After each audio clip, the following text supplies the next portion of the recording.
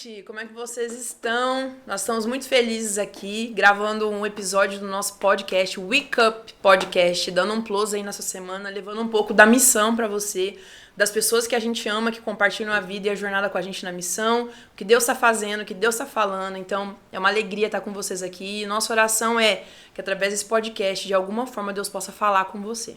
E hoje a gente tem uma pessoa muito especial conosco aqui. Eu vou contar um breve testemunho para apresentar. Essa semana por esses dias, né?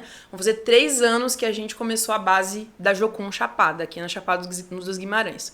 E a gente tava na maior loucura, porque a gente tinha alunos para chegar, vários inscritos para um programa de carnaval, e a gente não tinha lugar para receber essas pessoas. Simplesmente isso, não tinha lugar.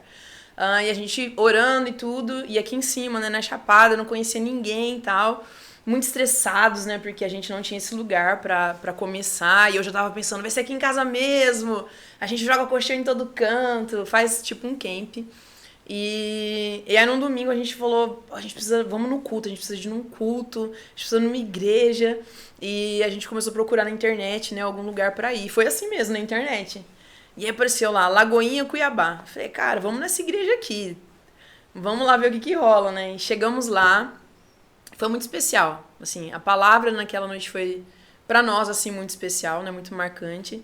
E no final tinha um pastor lá. De 1,5 m.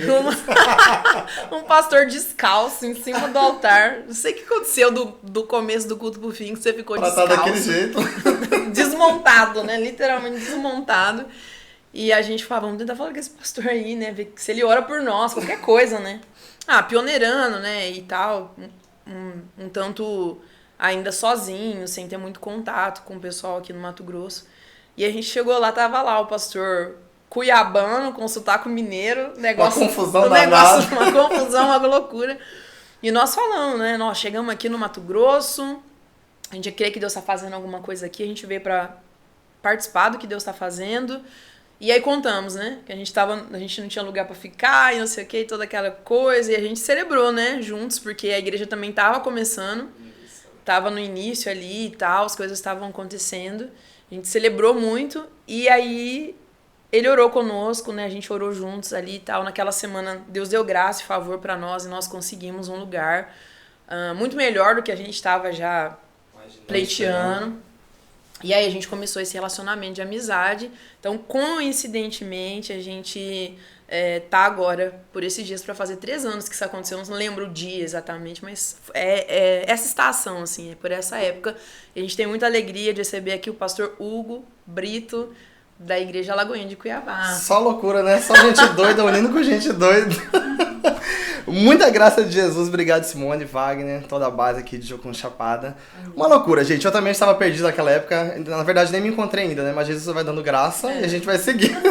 Mas eram doidos que têm se conectado no mesmo propósito, na mesma visão. Eu tô assim, extremamente privilegiado, honrado, e a gente se conecta sempre com ciclos, né, Simone? Graças a Jesus, Deus sempre tá nos conectando em viradas de chaves, em viradas de ciclos, e isso é maravilhoso. Porque eu sou cuiabano, como você bem disse, né? Mas morei 7 anos em Belo Horizonte e voltei todo perdido, completamente deslocado na cidade também, e procurando pessoas que tinham o mesmo propósito, carregando a mesma coisa. E quando eu vi vocês, eu falei assim, caraca, algo bom vai nascer nesse lugar. Amém. Dessa conexão. A gente pensou cá estamos nós, né? 3 anos já. A gente pensou a mesma coisa. Uau. Uma coisa legal é que você é um pastor jovem. Quando a gente conheceu há 3 anos atrás, você era solteiro. Sim. Ainda, né? Agora Deus, já não é a mesma situação. Quer dizer, em 3 anos, muita coisa mudou. Coisa. Você agora tem uma esposa, tem um bebê que tá a caminho, Benício, né? 5 meses. 5 meses de gestação. Nossa, Glória a Deus. Nosso primogênito. O mundo azul, né? Estamos aprendendo. Aprendendo. E muita coisa mudou, inclusive a igreja, né? Quando a gente foi, eu acho que foi o primeiro prédio, né? Foi. Vocês começaram em reuniões em hotel, pizzaria, restaurante, foi uma loucura. Começou também na casa, né? Na casa dos meus pais, na célula lá, e as coisas foram gerando. Mas assim, eu cheguei aqui, na verdade, Simone, em Cuiabá, eu tinha 28 anos, né? E solteiro, eu nem tinha iniciado meu namoro com Bianca. Hoje nós estamos com 2 anos e meio juntos, né? Entre namoro, noivado, casamento. Não, 2 anos e meio, meu bem, ela tá aqui, né? Não, são 5 anos. Já olha pra mulher pra conferir. Porque assim, homem não é muito bom com datas, né? Mas assim, até onde eu me lembro, são 2 anos e meio juntos, né? Durante esse período de casamento. Mas que a gente se conhece já fazem 5 anos. Mas eu cheguei aqui solteiro. E pra uma igreja, pra você pastorear uma igreja sendo solteiro, em nossa geração já é um desafio. Mas quando a gente tem a convicção do nosso chamado, nós entendemos que existirão sim desafios. Mas a gente não precisa ser bobo, né? A gente se imune, se defende de algumas ferramentas pra tentar pelo menos aliviar esse processo. Mas cheguei solteiro e depois que eu comecei a namorar com a pastora Bianca, até então não estava no pastoreio ela, somente eu. E aí as coisas foram sendo geradas, mas na cidade onde nós começamos os trabalhos da igreja, aqui em Cuiabá, você liderar uma igreja sendo solteiro era um escândalo. E isso incomodou muita gente, e foi muito difícil pra mim, porque muitas vezes eu entrava em crise, honestamente falando. Deus, será que isso está certo? Será que é isso mesmo? Como é que isso vai funcionar, né? Eu imagino que talvez muitos jovens da minha idade ou da nossa faixa etária possam enfrentar os mesmos desafios, né? Mas Deus me chamou, eu falei, Deus, o Senhor me chamou, o Senhor é fiel para cumprir, vamos junto. E aí, conversei com os meus pais para eles serem essas ferramentas de proteção, né, de todo e qualquer tipo Muros, de bombas. né? Exatamente. Aí as coisas foram sendo geradas, aí veio o noivado, veio o casamento, isso foi trazendo mais credibilidade para as pessoas, né? Mas não que a gente precise andar com essa muleta, não, de forma alguma. Mas a família é propósito de Deus, isso traz segurança. A gente tem muitos solteiros aqui na base, né? E a gente conversa com missionários solteiros de todo canto. E eu tenho ouvido cada vez mais eles falarem sobre isso, que talvez para nossa cultura, a solteirice dentro do ambiente da função de lideranças de algumas coisas, né, de estar encabeçando projetos ou ser um missionário e tal, traz um incômodo, né? Até ouvi de um solteiro esses dias que é como se as pessoas me vissem incompleto, né? E isso me dá medo e me pressiona, porque ao invés de eu estar preocupado em ter um ministério que realmente dê prazer para Jesus, eu tô preocupado em ter uma mulher para poder ter credibilidade para exercer o ministério que Jesus me chamou para ter. Essa foi uma das maiores crises no início do meu ministério, Simone, porque era conflitante, todo mundo perguntava, como é que você vai aconselhar um casal sendo solteiro? Como é que você vai falar sobre filhos se você não é pai? E eu parava me questionando sobre essas coisas. Ontem eu fiz um post em uma das minhas redes sociais, nós tivemos um tempo de mesa com o pastor André Valadão, hoje ele pastoreia a Lagoinha Orlando, né, lá nos Estados Unidos. E ele falou sobre a Igreja do Futuro. E, coincidentemente, a Alexandra Brandes falou algo do tipo também recentemente com a gente, sobre essa questão do vinho novo, odres velhos e coisa e tal, né? Por quê? Nós temos uma geração passada que foi uma geração totalmente conservadora, tradicionalista, e às vezes até arcaica demais e muitas vezes imperialista, né? Tivemos sim bons frutos, mas isso trouxe um engessamento muito grande nas atividades eclesiásticas, né? E aí isso travou muito a nossa geração hoje. E o André falava sobre isso, a igreja do futuro, né? Que hoje nós precisamos entender que nós temos que caminhar sim com a sabedoria e com a experiência dos mais velhos, mas também com a criatividade, a força e inovação dos jovens, para que essa semente possa alcançar a segunda, terceira, quarta, quinta geração. Então, o evangelho ele é pleno. Ele corta as pontes com o passado, sim. Ele solidifica as nossas bases hoje para a gente caminhar de forma poderosa, né, nas próximas gerações. Só que eu pensava nisso, como que eu vou fazer isso tendo essa parte que me falta? Mas é porque a gente pensa nas nossas forças. A gente pensa nas nossas habilidades. Uma coisa sobre o aconselhamento que é muito clara é que a palavra de Deus é soberana para todo o conselho, né? Ela mesma diz isso sobre ela, né? Para todo o conselho, para todo o ensino. Então, um solteiro pode aconselhar desde que ele esteja totalmente embasado nas escrituras, mas falta experiência. Isso, porque totalmente. Sempre quando a gente vai aconselhar um casal, a nossa própria experiência traz essa ótica mais com autoridade mesmo. A experiência gera autoridade, né? Então, tem prós e tem contras, e acredito para nossa cultura também, como Brasil, né? A gente teve muitos escândalos já. Demais. Né? Então, esse seria um contra, né? De pastores solteiros. Sim.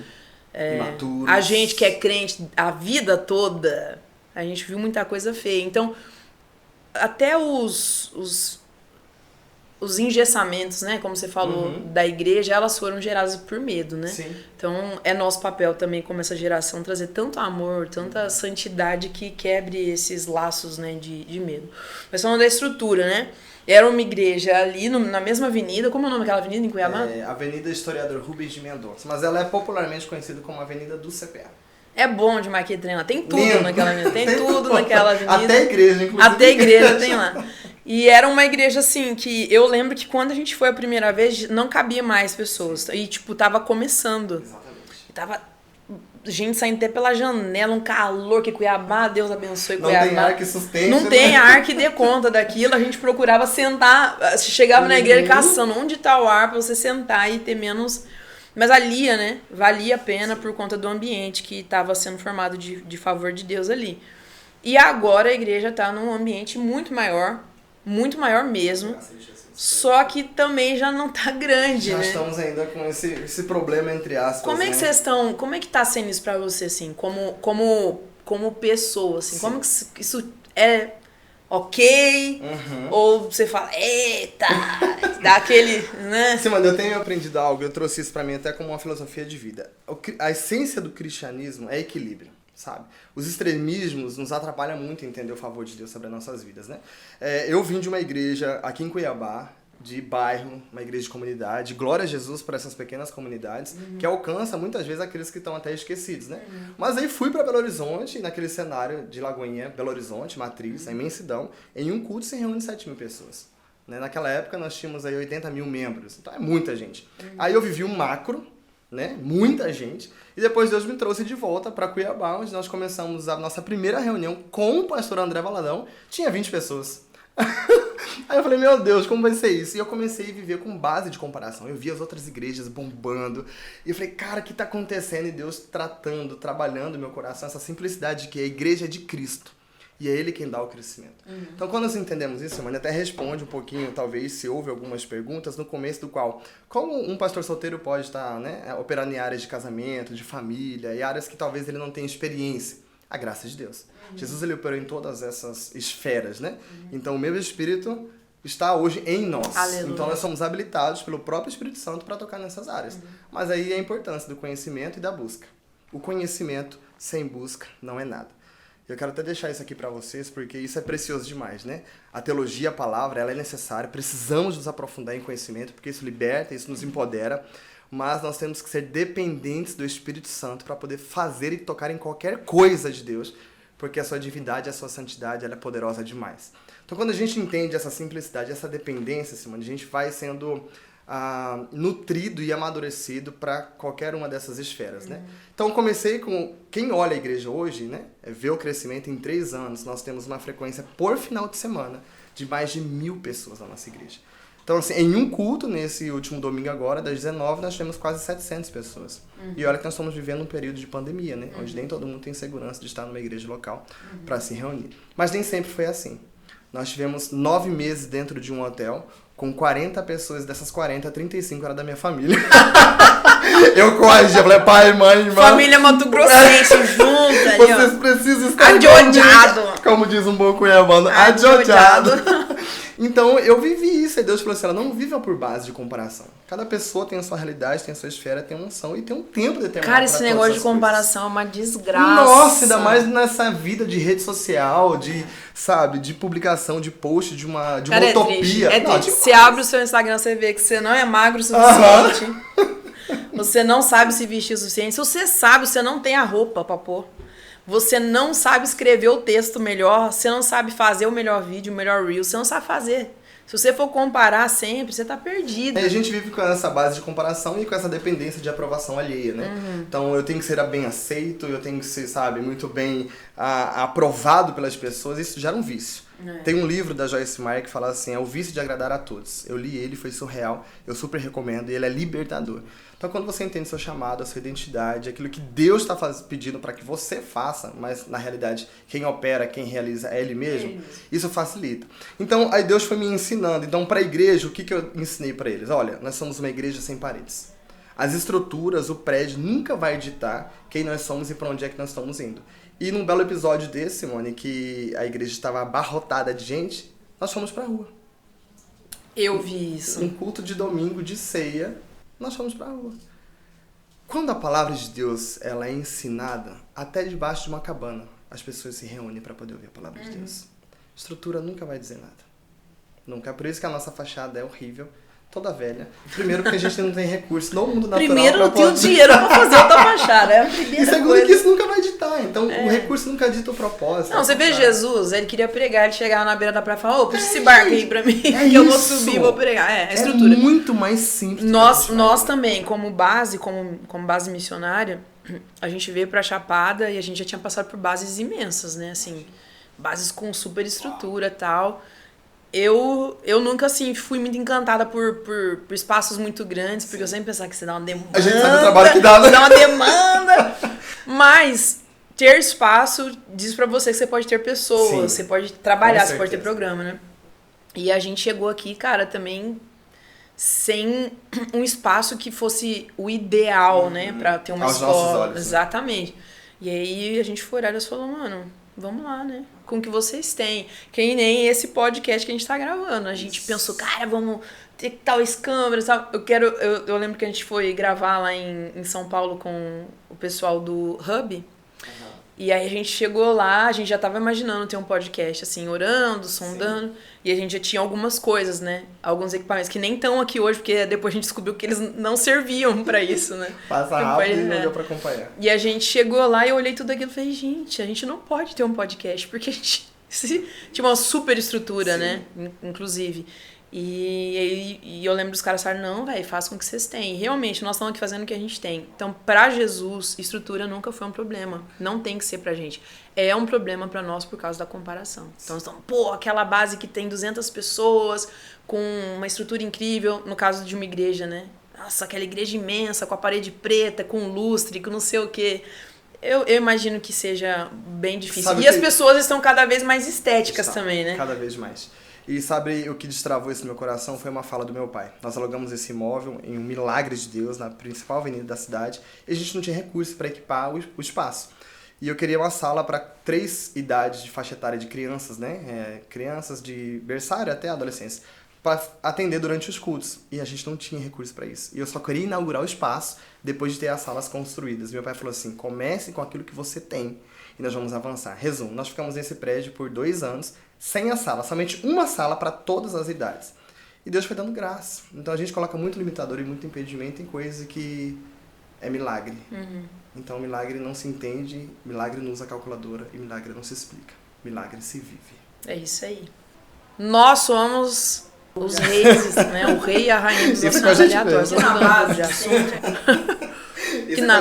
Que na base, sempre os alunos vêm, passam um tempo, né? Sim. No teórico, eles vão, tem um tempo de prático, eles voltam pra cá pra gente ter um tempo de processar tudo que aconteceu e tudo, antes da formatura ou da celebração final, que é quando muitos deles, a maioria deles, volta pra casa, né? Pra poder ter um tempo com a família, com a igreja, mesmo aqueles que vão retornar pra missão, eles vão ter esse tempo com a família e com a igreja. Mas antes deles irem, a gente tem uma última aula, não tem? Na faculdade, a aula da saudade, sim, que é aquela última aula, que nós temos também uma última aula, chama Não Seja um Idiota. Eu é preciso o nome da aula. dessa aula que a gente ministra para os alunos. Por quê? Como missão, a gente já teve algumas experiências, o aluno vem, aqui é muito intenso, porque imagina, você fica, vamos supor, 3 meses, uma escola nossa, uma ETED da vida, 3 meses de teórico. Você acorda meditando. Aí você vai para um tempo de devocional. Depois da devocional você vai para aula. Aí você almoça. Aí você tem as atividades de trabalho da base. Depois você tem alguma outra coisa também, né? Um grupo pequeno de processamento e tal. Cultos. Enfim, você acorda e dorme nesse ambiente de aprendizagem e vida no espírito, vida em comunidade. Então você aprende muita coisa. Você aprende, você vê muita coisa, seus olhos se abrem para muita coisa, né, e tal. E isso pode ser uma bênção, mas também pode ser uma desgraça. Em que aspecto? Você voltar para sua igreja local e ser um idiota. Como já disse o nome da aula, né? Não seja essa pessoa, por favor. Sim. Porque os caras voltam, tipo assim, mas isso aqui tá errado, isso aqui não sei o quê. Condena a luz, fumaça, tudo. Microfone. Não, pra que essa fumaça? Pra que esse ar-condicionado? As crianças morrendo e tal. Cara, a gente sempre fala sobre isso. A luz que você tem, ela é para os seus pés. né? Salmos vai falar isso, né? Sim. Lâmpada para... Esse é um texto que sempre me tirou a paz. Que eu lia lâmpada para os meus pés. Era conflitante. Gente, que vai usar uma lâmpada no pé? Gente, tanto lugar para você botar uma lâmpada. Caminho de E eu lembro quando a gente foi para Amazonas, né? A primeira vez, assim, pra Amazônia. E a gente trabalhava em comunidades ribeirinhas ou indígenas. E o culto era no final do dia, né? Nas casas, a gente ia caminhando. E na volta já estava escuro. E você não enxerga nada. Então você tinha que ter sua lanterninha ali. Aí fez sentido. Pra poder alumiar o quê? O pé. Eu, inexperiente, né, no uso da lanterna, pegava a lanterna e jogava lá adiante a luz, assim, pra iluminar e tal. E eu, você é doida. Tá errado. Você tá jogando lá pra ver o que vem, você tem que pôr no seu pé, porque você, enquanto tá jogando luz longe, você tropeça, cai, um bicho te pega aqui no seu pé. Então a lâmpada, quer dizer, a luz da lanterna, né, trazendo pra nossa modernidade, é pro seu próximo passo, né? Então, não adianta você querer ficar sabendo o futuro, você não sabe nem amanhã, né? Vamos vagarzinho. Então, você recebeu luz pro seu pé. Você pode compartilhar isso? Pode, com generosidade, com graça, né? Se for oportuno. Se ninguém te perguntou nada, você calar sua boquinha, no que, né? Se recolher na sua no seu lugarzinho, né? Mas se você estiver num espaço de oportunidade, que você foi convidado para falar, para ensinar, ainda assim você tem que ter generosidade e graça. Então a gente tinha esses casos, né? Aí eu criei essa aula, não seja um idiota. Fantástico. Volta pra sua igreja com decência, querido. Porque aí no final a Jocu que fica mal vista ainda. Com certeza. Né? Ela foi pra Jocu e voltou totalmente idiota. Então, eu queria saber de você. Você teve algumas experiências também em missões. Você é pastor local. Você recebe pessoas que também vão pro campo e voltam. Fala pra mim como que você vê esse trem. Foi impressionante, Simone, que quando... Eu falo nós porque, pra quem não sabe, eu sou jocumeiro. Existe uma... Jocunzeiro. Jocunzeiro. Quando eu tinha 16 anos de idade, eu fiz um dos programas da Jocum. E aí eu já me intitulei um jocumeiro. Nunca mais voltou. Nunca mais voltou. Mas essa realidade é algo assim bem conflitante dentro e fora da igreja, né? E nós fizemos um projeto, Palco e Campo, que falava muito sobre isso, né? Se você não ouviu falar, procure saber mais informações com a Simone, com a base aqui de Chapada, que trazia esse equilíbrio. Eu volto batendo na tecla. A essência do cristianismo é equilíbrio.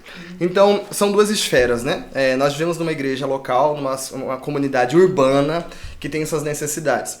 Aí o cara ele é enviado para um tempo de treinamento em uma base missionária, depois ele vai para um campo prático, né? E ele fica totalmente submergido naquela realidade, esquece tudo. Então são duas responsabilidades e a caminhada é de parceria, né, Simone? De relacionamentos. Como Paulo diz, né? O próprio Espírito é quem dá a cada um conforme ele quer. Uns para mestres, profetas, evangelistas, mas o Espírito é o mesmo. E o fim disso é o quê? A edificação dos santos. Então o propósito final é o mesmo, para que o corpo seja edificado. Corpo na região urbana, transcultural e por aí vai. Então esse equilíbrio é necessário. Então o pastor, o responsável por uma comunidade local, uma comunidade urbana, ele acha que a responsabilidade dele é apenas de envio de oração e de sustento financeiro. Isso é bom, isso é maravilhoso, isso é importante, mas não é o suficiente. Nós temos que cuidar desse cara quando ele volta também para a realidade. Vamos imaginar que esse cara fica lá, Simone, 1 ano. Cara, é óbvio que ele vai voltar condenando luz, fumaça e por aí vai. Então, o pastor precisa cuidar desse retorno. Entender que cada realidade, ela demanda, sabe, uma atenção diferenciada. E que tudo bem. Desde que essa iluminação da igreja vai trazer luz para a senhorinha de 80 anos poder ler a sua Bíblia, ao mesmo tempo que essa fumaça vai atrair os jovens para poder ouvir a palavra. São estratégias. A essência, a base, os princípios são o mesmo. Então esse equilíbrio, esse cuidado precisa ser antes do envio, durante o envio e quando você receber esse missionário para esse tempo de reciclagem, de renovo. E cuidar do cara também emocionalmente, psicologicamente, porque ele viu situações ali mesmo impactantes. Então o pastor precisa cuidar da saúde mental desse missionário, receber ele, a sua casa e a sua família. Como é que você está? Como estão os seus sonhos, seus projetos? Isso é importante. Então é um trabalho contínuo e cíclico, né? Então quando a gente entende isso, facilita. O trabalho é no palco, mas o trabalho também é no campo. O propósito final é pessoas sendo alimentadas. A gente fala dessa sequência, né? Um santo Primeiramente, ele serve para devocionar a vida e servir o santo. Posso abrir aspas? Pode então, abrir. talvez a gente tenha que ter uma extensão nessa aula sua e eu possa ajudar a complementar. Talvez não é só o missionário que se torna um babaca, não, né? Um idiota. Pode falar, tá na mesma casa. Talvez não é somente um missionário, mas é um pastor também idiota. Entendeu? Que não cuida desse missionário quando ele retorna. A gente tem casos e casos e casos e casos, cara. E cada caso é um caso. Tem uma frase que eu não sei quem falou, se você souber, você escreve aqui no comentário. Que é: muitas pessoas, não sei também se é assim, mas basicamente o que eu lembro é: muitas pessoas estão fazendo grandes coisas pra Deus que Deus não pediu. Isso gera tanto cansaço. Entendeu? Então, tanto pra quem tá no campo, esse é um perigo, né? Quanto pra quem está na igreja local. Sim. Então, o que a gente acredita particularmente aqui como Jocum Chapada? Que existe uma igreja local, urbana, existe uma igreja no campo, existe uma igreja na base, enfim, a igreja do Senhor está se movimentando em todos os lugares. O que acontece às vezes é a perda dessa consciência de que você é parte. Isso pode acontecer por abandono, infelizmente a gente sabe que isso é real, isso acontece, Sim. A gente ouve muito isso, a gente já viveu experiências assim. E por outro lado também tem um ensino, né? Tem uma ideia, né, de que desse desligamento do id e tal, e que não é real, não é bíblica, nunca aconteceu, não é verdade, né? A minha experiência pessoal, quando nós fomos para missões, foi uma situação totalmente diferente do geral, assim, que as pessoas fazem formuláriozinho e vai enviar, tal. Nós não fomos, né? O nosso envio foi vão com Deus, né? Vão com Deus. A gente chegou, assim, quando a gente chegou mesmo na missão, a gente percebeu que era nosso lugar. Então, assim, a gente não tinha dúvidas. Será? Não, a gente tinha certeza. Mas chegou, passado alguns meses, a gente estava entrando em sofrimento financeiro, porque a gente já tinha uma filha pequena, né? Sofrimento mesmo. Sofrimento de, tipo, não ter pasta de dente, escovar o dente com sabonete. E não saber como comunicar isso. Não era uma época de Instagram. Sim. Não tinha isso, não, bebê. Era Orkut. Não era Pix, né? Não tinha Pix, não. Chegava, a gente morava no meio do mato, a internet era péssima. Então não tinha como comunicar as pessoas direito o que estava rolando e tal. Enfim. E eu lembro que a gente chegou pra líder da nossa base, né? A gente já tava devendo muito na base, porque, não sei se você sabe, mas os missionários, pra morar, pra comer, e pra trabalhar numa base, eles precisam pagar. Porque senão não funciona, né? A base não funciona. E por mais que é óbvio, às vezes óbvio precisa ser dito. Sim, nós precisamos de recursos pra poder Precisa, cara, precisa. E o dinheiro é dele, né? Sim. E se o dinheiro que é dele não tá chegando onde ele quer, é porque a igreja não se conscientizou que o dinheiro pertence a ele. Uau. E isso é um problema muito sério, né? Que a gente às vezes começa a achar que a gente tem dinheiro. Por exemplo, Deus convidou a gente vocês para irem para um lugar maior. Isso indica o quê? Um aluguel. Investimento financeiro. Muito maior. Nós agora também fomos convidados a ir morar em casas fora da base para dar espaço para os jovens aqui dentro. Isso quer dizer mais investimento financeiro. Mas a gente é tentado a fazer um cálculo assim. Poxa, R$1.000 de aluguel por mês, valor X aí, né? Por 12 meses, vão dar 12 pau no final do ano, dava pra fazer isso, aquilo. Como se o dinheiro fosse seu. Você quer pensar que você vai poupar aquele dinheiro pra depois no final... Eu não tô falando que você não tem que fazer plano, gente. Aí vai naquela parte que você disse, né? Fazer coisas de Deus que Deus não pediu você pra fazer. Não. Então, assim, se o dinheiro é dele, ele pode pedir pra você poupar. Porque ele tem um plano pra sua família ou pra qualquer outra coisa que você vai investir depois. Se o dinheiro é dele, ele pode dizer pra você, dá tudo hoje, porque amanhã eu tenho pão pra você. Se o dinheiro pertence a ele, ele pode falar, entra nesse desafio, seja em libra, dólar, sei lá, euro, qualquer coisa, porque ele vai suprir. Então o dinheiro é dele. Então o dinheiro sendo dele deveria chegar nos lugares que ele quer. Enfim, esqueci o que eu tava falando antes. Já falei de dinheiro. O problema é que nós dois temos TDAH, né? Tá ótima essa conversa. É por isso que eu estava aqui anotando agora no celular, porque a linha de raciocínio não dá pra continuar. Mas enfim, o equilíbrio do palco, que eu entender essas coisas esferas. O que a gente tá falando? Alguém ajuda, gente. A equipe técnica tá preocupada com a gravação. Ninguém tá lembrando. Vocês lembram o que a gente tava falando? Depois vocês mandam pra gente no comentário e vai ser assunto pro próximo podcast. Eu não lembro o que ele tá falando. Mas enfim, eu tava falando do Porto Velho aí, ó. Lembrei, graças a Deus, fui e voltei. Aí fomos ter essa reunião com a líder da base. Sim. E ela falou, cara, vocês estão sofrendo desnecessariamente. Vocês precisam voltar pra cidade de vocês, pra igreja local. E vocês precisam lá falar o que vocês estão fazendo aqui, o que Deus tá fazendo aqui. levantar parceiros. Foi quando a gente foi. Fizemos a nossa primeira viagem de levantamento de recursos e não foi fácil. A gente teve muitas portas fechadas, a gente passou muito perrengue, a gente ficou com muita vergonha, porque na época a gente não tinha nenhum computador. A gente comprou um... Como é o nome daquilo? Que você bota a informação no computador? Pendrive? Um pendrive. A gente comprou um pendrive e minha mãe tinha um computador, então a gente montou um vídeo. Nossa, eu vejo esse vídeo hoje no YouTube, gente. Ai! E hoje aqui no podcast... Fiz um Movie Maker e a gente botou o projeto que a gente tinha de trabalho, botou naquele pendrive e saía de porta em porta pra falar com os pastores e tal. Mas Deus deu graça, né? A gente foi muito confrontado também sobre excelência, né? Fomos. Deus deu muita graça e a gente chegou a orar, né? E falar, Senhor, como é isso? A gente foi abandonado, né? As pessoas, né? E aí Deus falou, vocês são essa igreja. Vocês são essa igreja. Então, o que eu quero pra vocês é que vocês permaneçam. E que a vida de vocês vá provando para o corpo de Cristo que o que vocês estão fazendo é sincero, é real. Tem a minha voz aí, né, e tal. Nós somos totalmente imperfeitos. Tivemos quedas durante a vida missionária, né? Muitas coisas pesadas, assim, difíceis. O Senhor nos restaurou, o Senhor nos reergueu e tal. Mas a gente sempre tem essa preocupação de comunicar com integridade a igreja do Senhor, né? Cada mudança, cada passo, cada problema. Paulo fazia isso, né? Ele compartilhava as necessidades da igreja com o povo. Então isso é bíblico. É, bíblico. Demais. E o que eu posso dizer é, a gente ainda enfrenta desafios, muitos, mas a gente vê uma resposta da igreja do Senhor por essa postura, que é tipo, rapaz, eles são missionários, mas eles são daqui, ó. Então, é uma coisa que você percebe quando você chega na casa do Senhor. É que as pessoas não veem você como um estrangeiro. E isso é muito ruim. Então, tanto o missionário, quanto a igreja local, quanto pastores, enfim, precisam se reconhecer como igreja. Esse reconhecimento vai quebrar milhares de idiotices, né? Demais, a conta. A pior coisa que tem é a gente andar de forma autônoma, né? É. O corpo de Cristo não proporciona isso. Independência, né, não. cara? É na unidade que gera avivamento, né? De que tudo que estava morto começa a se tornar em vida. E como diz Abacuque, né? Todavia me alegrarei. Eu li um livro que chama O Perfil de Três Reis, conta a vida do rei Saul e rei Davi, né? E tem uma frase que me marca muito, que ele disse assim nesse livro: nós podemos ir de uma cabana até um palácio sem perder o nosso coração.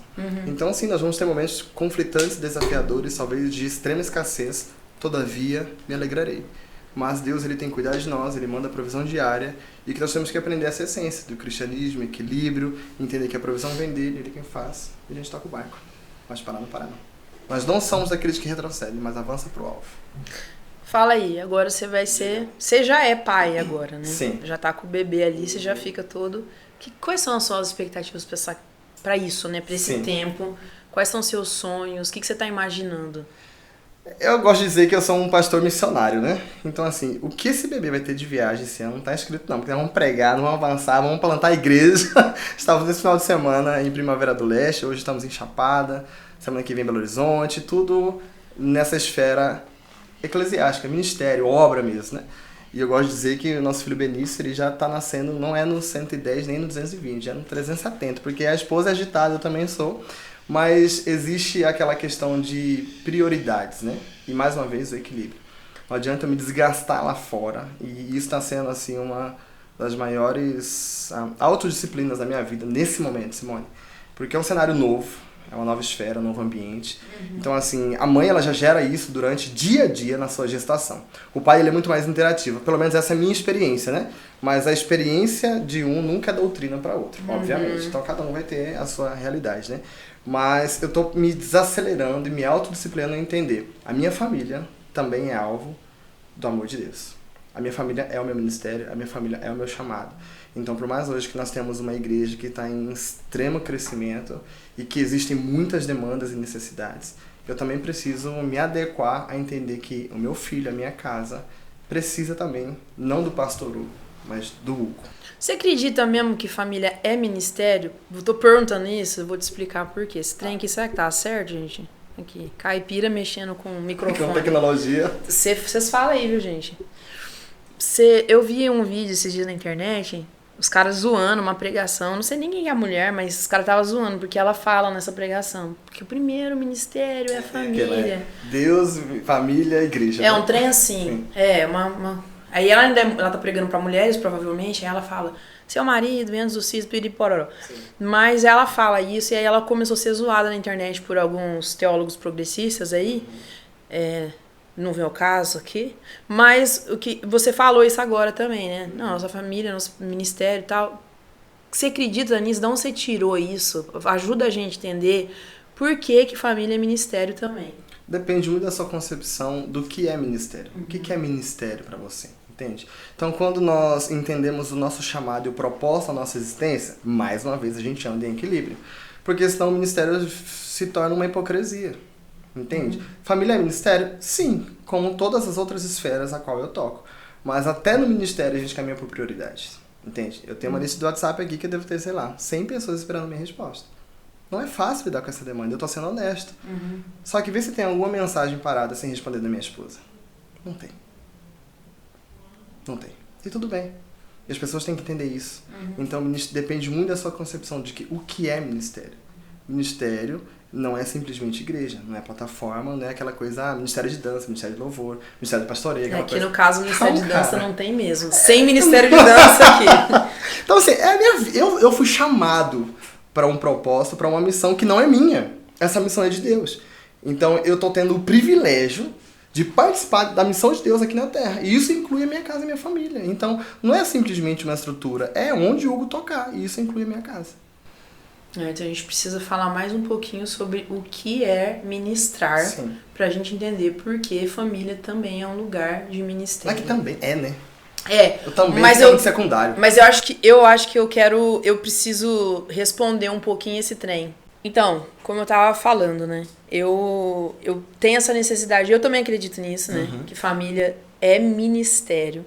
Mas como você falou, o que a gente pensa de ministério, a gente pensa em função, em cargo. Exatamente. A gente pensa em plataforma, em serviço, ser ouvido. E eu queria que você falasse um pouco mais sobre isso. O que é um ministro? Né? Porque se uma família é ministério, então entende-se que todos ali dentro são ministros. Para ministrar o quê? Diante de quem? Para quê? Então fala um pouquinho sobre isso. Não só ministrar, mas simplesmente, acho que a pior coisa, vamos colocar naquela aula da idiotice, vamos acrescentar mais um módulo nessa matéria, essa questão do secular e do profano, do mundano, do eclesiástico. Cara, nós somos seres humanos e nós tocamos todas as esferas da sociedade. Eu pago imposto, eu tô na igreja, eu dirijo carro, então, tipo, não tem como você separar isso. Eu sou o que eu sou em todas as esferas. A coisa mais difícil que tem, e ao mesmo tempo aquilo que traz mais validade para aquilo que eu faço, Simone, é pregar na frente da minha esposa.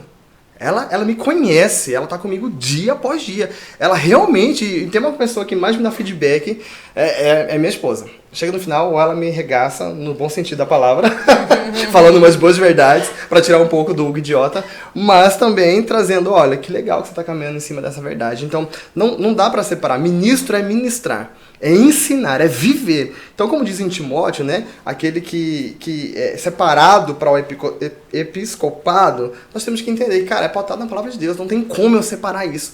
Ou eu entendo que eu carrego a Zoe, a vida de Deus, e por onde o Hugo tá, ele vai viver, vai manifestar isso, ou gera apenas um serviço, um fazer, e nós esquecemos que nós somos chamados para ser, e não chamados para fazer.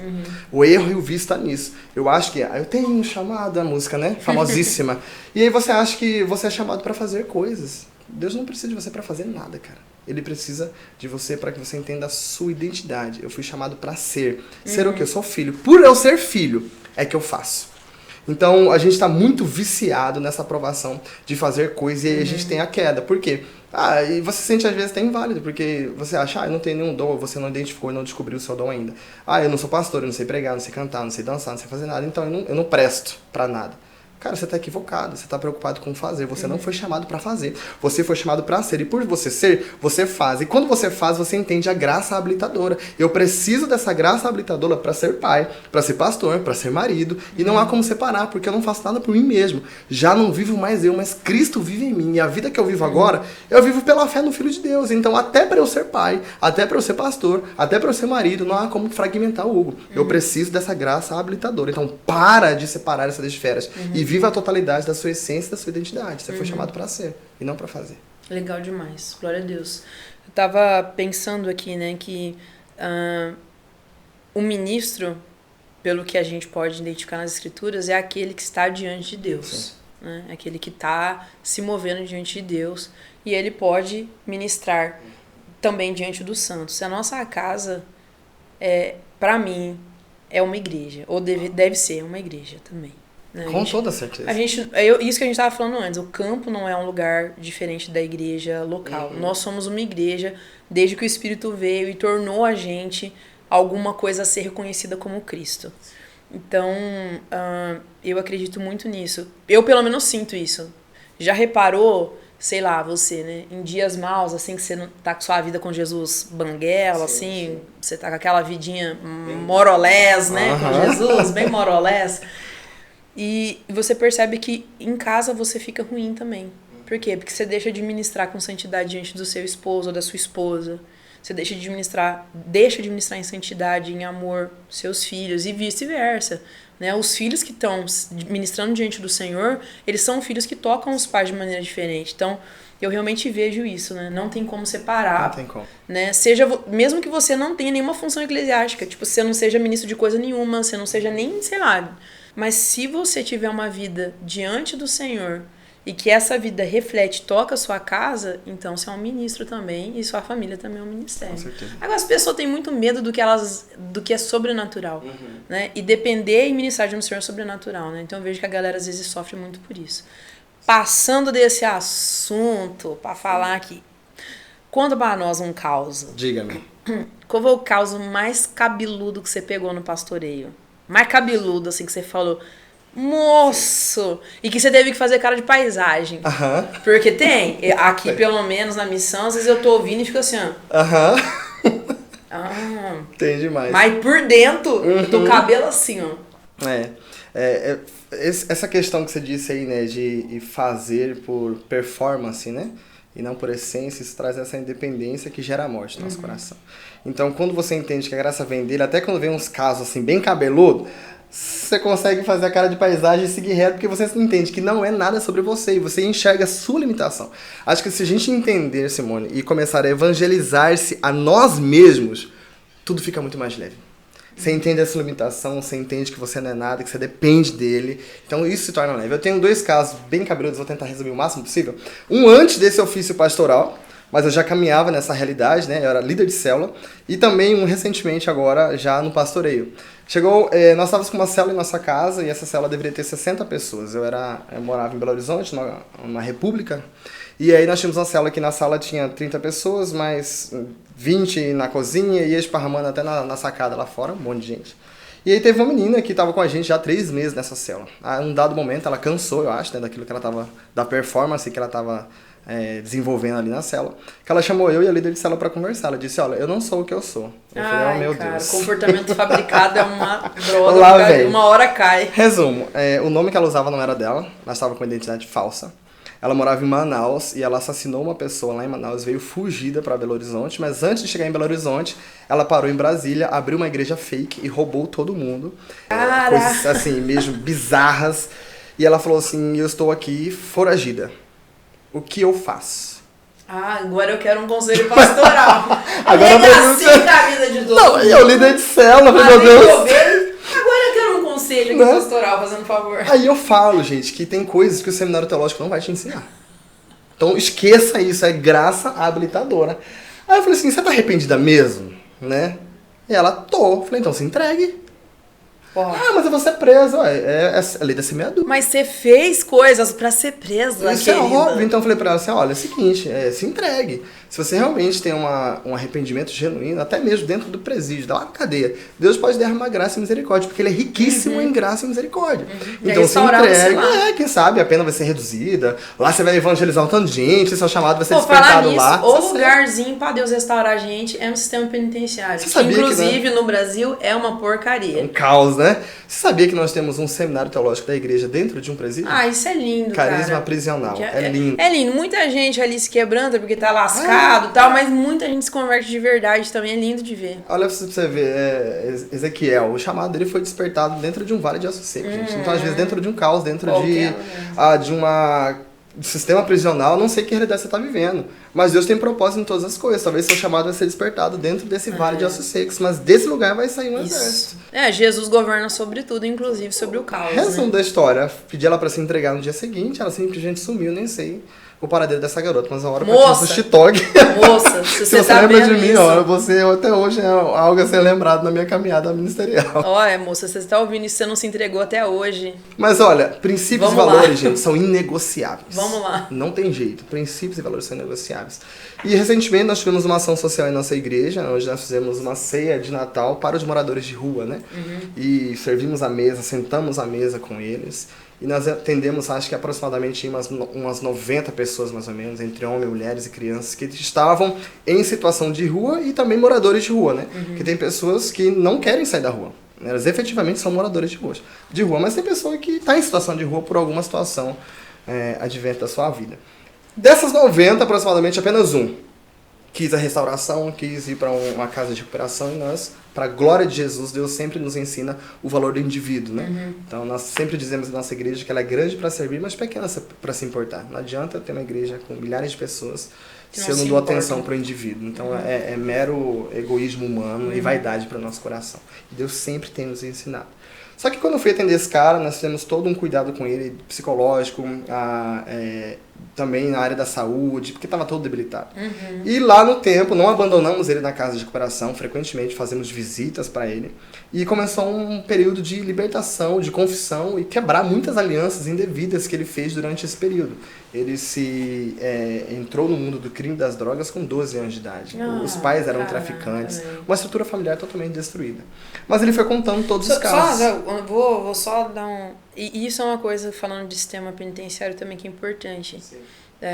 O sistema penitenciário precisa muito de uma restauração. Usar essa palavra que ela é mais bonita. Né?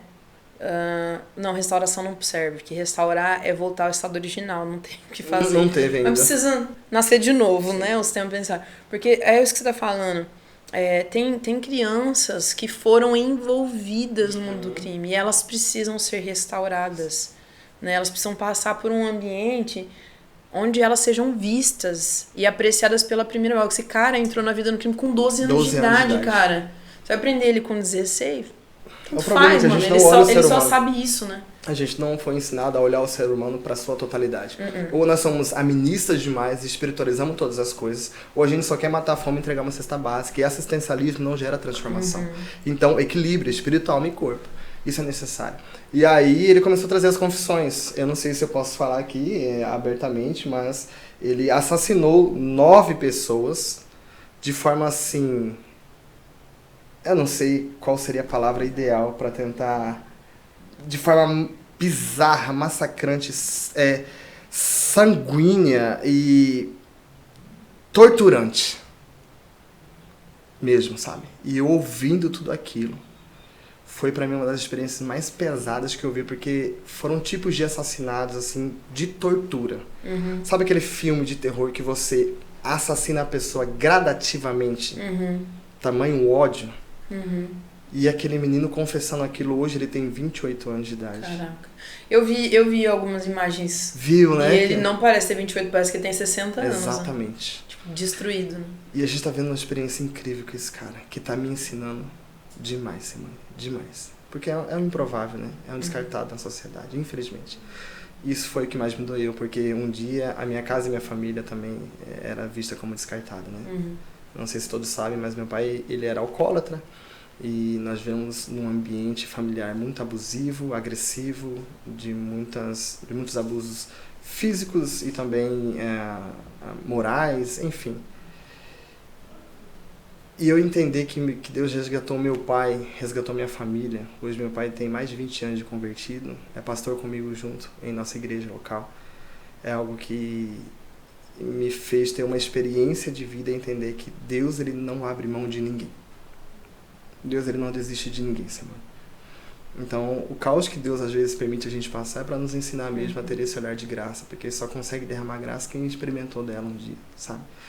Todos aqueles que são salvos por Jesus Cristo, inevitavelmente recebem da graça, mas poucos têm a percepção e a revelação do que é isso, entende? Então, isso tocou minha casa, e quando eu vi aquele cara confessando essas verdades, me fez fortalecer ainda mais o meu coração e a esperança de que Deus realmente não desiste de ninguém. Eu não sei para onde está indo esse conteúdo, não sei as pessoas que vão ser tocadas por ela, mas Deus não desiste de você, não. Não importa o quão longe você tenha ido na sua caminhada, para Deus te amar menos, mas também não importa quão santo você possa ser, já fez 10.000 missões, para Deus te amar mais. O amor de Deus, ele é imutável, e mais uma vez, ele não é condicionado àquilo que você possa fazer ou não. É por conta de quem você é, por você ser filho. Deus te ama e Ele não desiste de você. Então essas duas experiências, antes do meu ofício pastoral e aquilo que eu estou vivendo hoje, tem assim, animado a minha fé nesse Deus tão lindo que a gente serve. Eu ouvi você falando da primeira experiência, que é uma experiência difícil também, mas não termina em quebrantamento. E essa experiência que, assim, se a gente fosse calcular, né, uma com a outra, é, tipo, extremamente pior, né? Sim. Mas ela termina em quebrantamento e arrependimento genuíno, então ela muda até o ambiente, né, quando a gente fala sobre ela. Então, realmente, Deus não desiste de nós, e esse coração quebrantado, né, é irresistível para Deus. Hugo, pastor, faz um favor para mim. Sim. Fala aí para os nossos telespectadores e ouvintes, como é que você se achou pastor? Tipo assim, meu Deus, sou um pastor. Quando que foi que deu esse estalo no seu espírito, que você falou, caraca, é isso que eu sou? Dentro desses 5 ministérios, a gente, às vezes, acaba transitando no meio deles todos, mas tem sempre aquele que é o nosso apontamento maior. Como que você se achou? E depois, traz uma palavra para alguém, para um jovem, uma jovem que nesse momento está se achando ministerialmente, né? Não, eu sou um mestre. Como é que eu vou? Para onde eu faço? Eu sou um pastor. Como é que é quando você se acha, né, nesse lugar mesmo, de saber seu destino?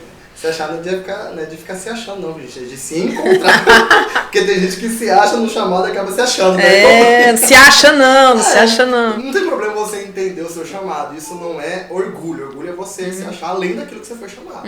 Inferior a isso é mediocridade. Então não tem problema você se achar dentro do seu chamado. Inclusive isso é necessário, Deus fez para isso, né? Então não fique boiando. O diretor do seminário, de um dos seminários que eu fiz, o nome dele é Leonardo Capocci. E ele falou uma coisa que vai soar um pouco redundante, mas vai fazer sentido no final. Você não gosta do que você gosta só porque você gosta. Existe um propósito nisso. Hugo, como que você se encontrou no seu chamado? Depois de muita crise, terapia. Tô zoando. As terapias são agora. 10 anos de terapia. Mas eu entendi isso, sabe? Foi muito difícil pra mim porque, olha, Simone, eu quando fui para aquela primeira experiência da Jocum, né, na campanha de King's Kids, eu tinha 16 anos. E eu sempre fui muito precoce, eu nasci prematuro, eu entrei na faculdade com 16 anos de idade. Então eu fiz a minha primeira graduação em administração e tinha 16 anos, com 20 eu me formei. E eu nasci nesse contexto igreja, né? E aí tem 3 esferas que você consegue identificar o seu chamado. Primeiro, no seu espírito humano você consegue reconhecer isso. Em Romanos 8,16 fala, né? Que o Espírito de Deus testifica no meu espírito que eu sou filho dele. Então isso vem com testificação e identificação de quem você é e o seu propósito. Só que assim, hoje eu estou pastoreando, né? Não penso que eu estou na plenitude do meu chamado, das minhas crises, agora está tudo certo. Não. A nossa caminhada ela é progressiva e ela é contínua, né? Então assim, eu sempre vivi nesse ambiente de igreja, já fui a líder da comissão de finanças da minha igreja local, mesmo com pouca idade, eu sempre amei esse ambiente financeiro e administrativo. Né? Cara, não consigo entender isso. Fui gerente de banco, já toquei em muitas áreas e eu tinha aquele equívoco, e eu quero destravar isso no seu coração, em nome de Jesus. Quando nós somos crianças e estamos nessa fase de achar o chamado, a gente pensa assim, né? Eu tenho que rasgar o meu diploma, abandonar a minha profissão, rasgar os meus sonhos e ver os sonhos de Deus. Já não vivo mais os meus sonhos, mas os sonhos de Deus. Gente, vamos ter cuidado com esse romantismo dentro, né, da nossa identidade, porque as coisas são mais simples do que a gente imagina. E o que acontece? Onde tá? Você tava falando que as pessoas querem jogar fora quem elas são, a história gente, delas. Você assistiu outras partes desse podcast, você vai entender o porquê desse delay aqui. Mas enfim, a ideia não é essa. A ideia não é você jogar fora os seus sonhos, os seus projetos. Porque a palavra de Deus diz que Ele se agrada em entender o desejo do nosso coração. A ideia não é jogar, a ideia é lançar nas mãos dele. Pai, toma aqui, é seu. Faça aquilo que o Senhor quiser. Deus sabia que eu queria casar, que eu queria ter carro, que eu queria ter casa, que eu queria ser pai. Mas eu entreguei na mão dele, para que no tempo oportuno ele pudesse manifestar isso na minha vida. Então, para e pensa. Jesus, antes de ele começar o ministério dele, ele era marceneiro. Olha os discípulos, eles eram pescadores, médicos. E tudo isso cooperou. Pedro, ele era pescador de peixes. Continuou sendo, né? De homens. E cooperou. Então entenda, a fase que você está vivendo agora, ela vai cooperar. Eu me lembro que eu tentei ir para o seminário com 16 anos de idade. O seminário não me aceitou por conta da pouca idade, obviamente. E meu pai disse, você vai para uma faculdade. Eu sempre quis administração, comecei a fazer, mas tive várias crises durante esse processo, querendo abandonar a faculdade, o curso, eu ganhei bolsa na época. E faltava 6 meses para minha formação. Eu saí do chuveiro em pranto de choro, dizendo, depois de um culto de missões da minha igreja, né? Aquele que mexe com a gente. É pra isso que a gente faz culto de missões. Larga sua faculdade, larga seu curso. A gente quer catarro, a gente quer lágrimas, a gente quer tudo. Intensidade. E aí eu falei, pai, eu vou abandonar tudo, tô indo fazer seminário. Meu pai falou assim, não, Deus não te deu essa faculdade pra você abandonar ela no meio do caminho. E, gente, experiência de um não é doutrina para outros, tá bom? Eu tô compartilhando um pouquinho da minha experiência pessoal. Mas se Deus te mandou abandonar, filho, vai lá, seja feliz. Tudo isso que eu vivi cooperou hoje pro meu chamado. Eu já fui baterista, já dancei street dance na igreja, já fiz teatro, já fui da comissão de finanças, já vivi tudo isso dentro da igreja e hoje tudo isso coopera pro lugar onde eu tô vivendo. Hoje eu sou pastor. Inclusive, se você quer aprender dança profética no Street Dance, pode ligar pro Hugo, o número tá aqui na tela. Né? Dentro de muitos vexames e micos, eu tava lá tentando servir de alguma forma. Mas entenda, tudo isso é cooperar pro propósito da sua existência. Aí eu olho hoje eu cuido da parte financeira, administrativa, jurídica da minha igreja. Eu tenho que sentar com todos os departamentos, aí envolve o Ministério de Teatro, Dança, Louvor, Ação Social e por aí vai. Nessa área financeira, business, empresarial que eu vivi quando eu trabalhei numa agência bancária, hoje eu consigo conversar e entrar em contato com empresários. Na nossa igreja vai um mix de pessoas, desde jogador de futebol, a amiga que é lá da limpeza, mundo. Então tudo isso coopera. Então o que eu quero deixar para você jovem que está tentando se encontrar? Não desiste dos seus sonhos, dos seus planos e dos seus projetos. Entregue ele nas mãos de Deus. No tempo oportuno ele vai entender o que é para ser descartado e o que é para ser aproveitado no tempo dele. Então relaxe, descanse seu coração. E vá viver nos ciclos. E aí no meio dessa caminhada, Deus foi me alicerçando, foi me fazendo ser uma pessoa experimentada em muitas áreas, que hoje favorece para o meu chamado, o momento em que eu estou vivendo, sabe? Eu não sei o que será daqui 5, 10 anos, né? Mas eu estou vivendo aquela leveza espiritual de que, pai, quando eu não tenho a próxima palavra ou a próxima etapa, eu fico coach naquele Deus.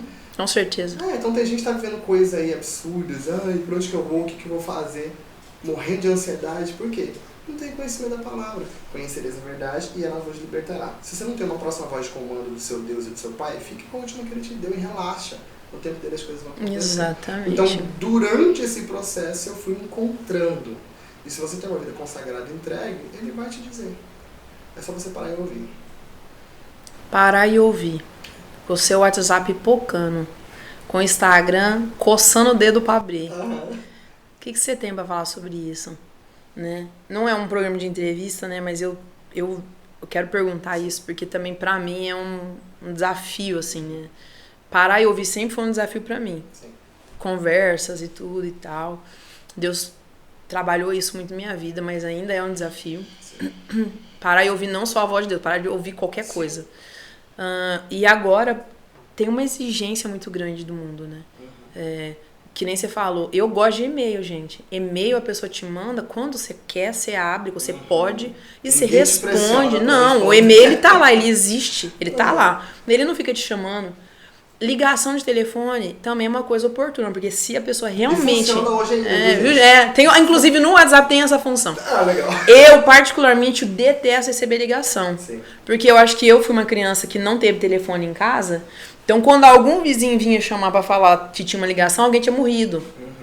Ou sei lá, alguma coisa realmente importante, né? Importante. Você precisava daquela informação, então a pessoa ligava. Então, pra mim, até hoje, ligação é pra isso. Você precisa mesmo falar com aquela pessoa. Eu acredito que o WhatsApp, ele vulgarizou a vida, a rotina das pessoas. Então, mano, acontece isso comigo, cara. A pessoa me manda uma mensagem, se eu não respondo em 1 hora, ela já tá muito louca. Então é assim, não sei o que. Aí eu fico enlouquecida com isso. Já, mano. E tipo assim, você tem que lidar com isso, sacou? Tipo assim, eu me sinto mal, claro, né? Porque eu fico afetada por isso, mas a verdade é que é isso. Você acorda de manhã, se você abrir seu celular, você tem, sei lá, 50 mensagens pronta. E aí vem a demanda, você vai nessa rotina, você teria que parar ali, sei lá, 1 hora pra responder tudo aquilo, e a pessoa vai te responder de novo, e aquilo vai... É como se você estivesse fazendo uma coisa, mas com 30 pessoas ao seu redor o tempo todo. Então, cara, isso é muito desgastante, escraviza demais, e eu acho que eu tento não ter isso com as pessoas. Se eu mando uma mensagem e a pessoa não responde imediatamente, eu fico ali, cara, se realmente for uma necessidade, eu vou ligar pra essa pessoa. Sim. Porque senão... é enlouquecedor. Então, parar e ouvir, eu acredito, nesses dias, tem sido um grande desafio. Achar esse lugar na rotina, na vida, que você silencia você mesmo, né? Você silencia sua voz, seus pensamentos, que não são poucos, né?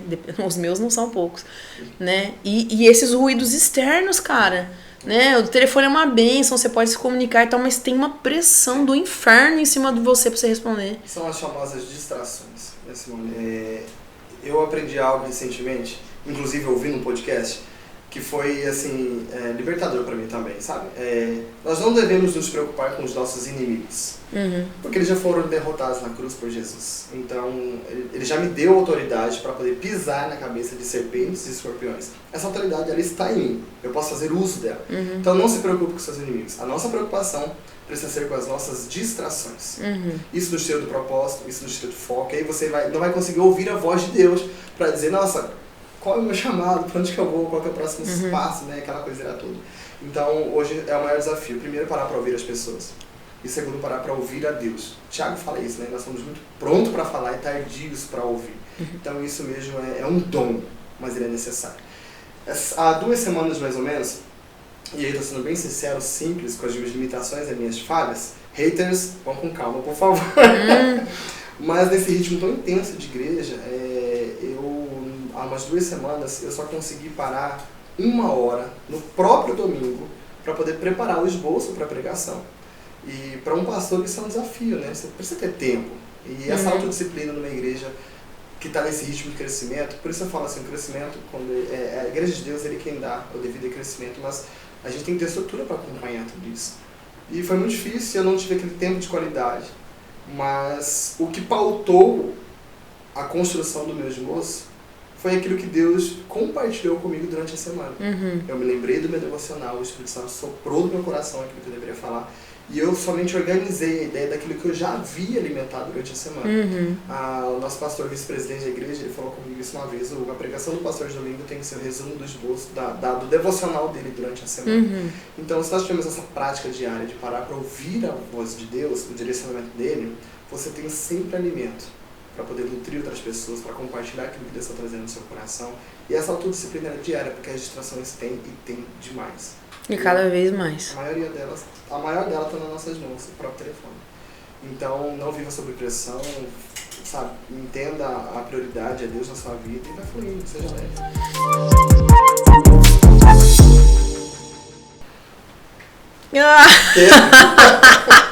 E agora? Ai, a Ouça gente. A voz de Deus. Ouça a voz de Deus. Aqui na Jocum é tipo uma coisa que a gente repete todo o tempo, né? Sim. O aluno vem, fala, aí você fala, vai pra Deus.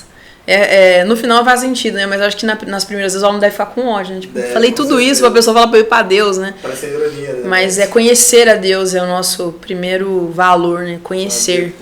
Pra depois fazer. Então, pra conhecer a Deus, você precisa se comunicar, você precisa ouvir, né? Então, é um desafio mesmo para nós, crentes desse tempo, com tantas distrações que são boas, mas podem ser nocivas se você não conseguir priorizar. Eu quero agradecer, né? Eu tô muito feliz. Experimentar desse um pouquinho, né? Eu acredito que assim, uma das coisas que Jesus está falando com a gente sobre esse podcast, a gente nem sabe, sei lá, se 10 pessoas vão assistir esse podcast, 5, sei lá, né? Mas é compartilhar daquilo que as pessoas que nos abençoam têm. Né? Talvez não sejam pessoas tão conhecidas, né? Tem várias pessoas que a gente está convidando que são pessoas que nos abençoam. Que a gente tem prazer de caminhar juntos, então a gente quer que todo mundo possa ter um pouquinho dessas pessoas como a gente tem. Então é uma alegria muito grande. Obrigada por ter aceito. Sei que vocês têm rotina, tem pessoas para cuidar, tem coisas para fazer, mas vocês tirarem esse tempo para vir aqui, você tirar esse tempo para vir aqui foi muito especial para nós. Obrigado por compartilhar o que você compartilhou. E é isso, estamos aqui, você tá em casa. É tudo sobre pessoas, né?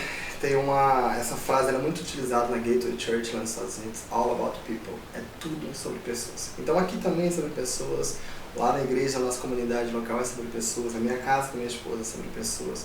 Eu quero deixar essa mensagem para você que está nos vendo, está nos ouvindo. Israel foi a nação eleita, separada para alcançar todos os povos e nações. Então Deus ele não tem filhos favoritos, ele tem filhos obedientes. Deus ama mais o pastor Hugo, a Simone, porque eles estão vivendo um tempo tão louco e tal, e ele não está me vendo, não está me ouvindo. Não, para com esse mimimi, vá para a aula de não seja um idiota. Entenda, Deus ele te ama, ele está doido para se relacionar com você e você está sendo chamado para alcançar outras pessoas. Não tem nada a ver com você, com a sua força, com as suas habilidades. Se renda, seja simples, humilde, dependente, e Deus vai te impulsionar em lugares maravilhosíssimos. Mas entenda, existe uma graça habilitadora. Isso não vem de você, vem dele, para que ninguém se envaideça, tá? Vá para cima, use aquilo que você tem no seu coração, nas suas mãos. Deus vai trazer todo o recurso, pessoas, conexões, para o cumprimento do propósito, porque o maior interessado é ele. Então eu tenho 2 últimos recados finais para dar. E tem a ver com você que está assistindo esse podcast e está entendendo de ser um parceiro do Wake Up Podcast. Você pode olhar para essa tela, ela não tem nenhuma marca, nenhuma logomarca agora, mas nós esperamos que através desse vídeo você seja encorajado a ser um semeador. Tenha certeza que, independente do valor, sua semente vai fazer toda a diferença para que esse projeto alcance mais pessoas. Eu tenho convicção de que tudo que for ministrado aqui nessas conversas vai ter impacto na vida de pessoas. Então, se você quer investir para que o reino de Deus seja expandido, nós contamos com o seu contato. Então, vem com a gente. Eu quero agradecer a você que assistiu até aqui. Minha oração é que Deus tenha falado com você, que de alguma maneira você tenha sido impactado. E a gente se vê no próximo episódio e que sua semana tenha um plus de Deus. Um abraço.